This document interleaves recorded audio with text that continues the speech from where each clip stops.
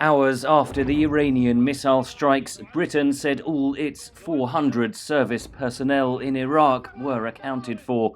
The military has put several helicopters on standby. The Iranian attack was retaliation for the US targeted killing of Iran's top general, Qasem Soleimani, in a drone strike Friday. Speaking Tuesday before the Iranian missile strike, Britain's defense secretary said the US had the right to defend itself. Iran had stepped up its destabilizing activities in the region.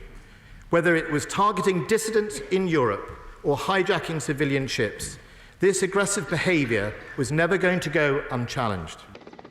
As hundreds of thousands mourned Soleimani's death in Iran in recent days, Britain, France and Germany issued a joint statement calling on all parties to exercise utmost restraint.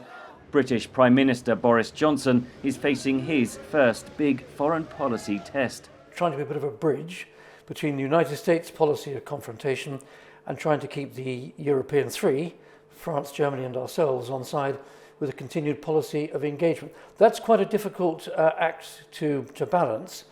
Europe hopes the 2015 Iran nuclear deal can be saved, despite Tehran's announcement it will now disregard all restrictions on its nuclear enrichment activities. In my view, I don't think the deal is dead until there's an escalation that leads to war. NATO has suspended its training mission in Iraq, part of the Western coalition to defeat the Islamic State group. A new conflict would be in no one's interest. Russia and China both condemned the killing of Soleimani. Russia's President Putin met in Damascus Tuesday with his Syrian counterpart, who is a key ally of Iran. In the Middle East, anti-US protests have spread from Iran and Iraq to Turkey, the Palestinian territories and Lebanon. Protests also broke out in Pakistan and India. Meanwhile, Iran's longtime foe, Israel, praised what it called the decisive and swift US action. Most US allies are hoping the Iranian response will draw a line under the standoff between Washington and Tehran, and a new war in the Middle East can be avoided.